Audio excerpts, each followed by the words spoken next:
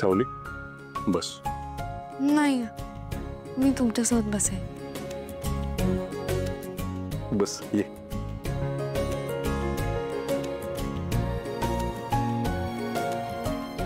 छान वाटते ना इथे. चला, म्हणजे ज्यासाठी अट्टास केला होता तुझ्या स्माइलने पावती मिळाली. घरी तारा खूप कटकट करते ना, नेहमी तुझी बरोबरी करण्याचा प्रयत्न करते.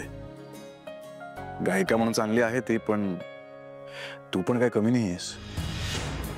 तुझ्यासारखं निर्मळ मन प्रत्येकाकडे नसतं सावली. खूप स्पेशल आहेस तू. ती का स्पर्धा करते नाही माहिती मला. सारंग सर, त्या विषयातून बाहेर येण्यासाठी आपण इथे आलोय की नाही? मग काय मागूयात?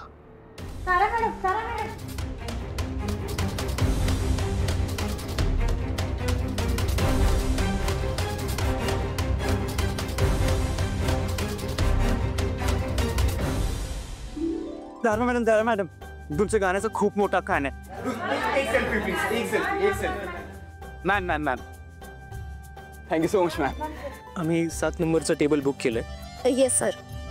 वेटर, यांना 7 नंबरच्या टेबलकडे घेऊन जा. Thank you ma'am. तारा चल. तू हो पुढे, मी आले. मॅम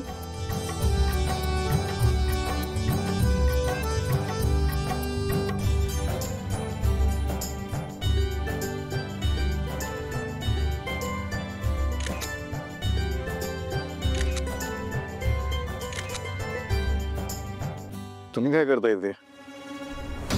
नाही दादा, ॲक्च्युली ताराला जरा प्रायव्हसी हवी होती. आय होप तू समजू शकतोस.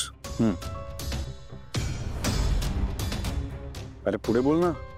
हे टेबल माझ्या नावाने बुक झालंय. नाही रे, मी बुक केलं हे टेबल. थांब.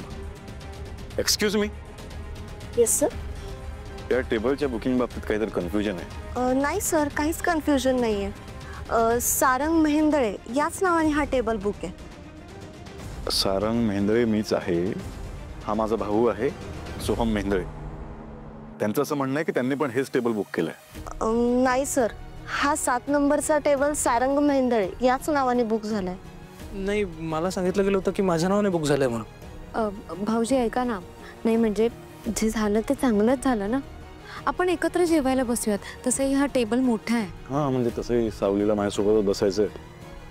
तुम्ही इथे बसू शकता. नो वे. ज्या व्यक्तीचा मला चेहरा बघायची सुद्धा इच्छा नाहीये तिच्यासोबत मी टेबल नाही शेअर करणार. तारा प्लीज. काय प्लीज? आणि सोहम, हे टेबल आधी आपण बुक केलं होतं ना? हो, पण आता आपल्याला कळलंय ना हे टेबल सारंग दादाच्या नावाने बुक झालंय.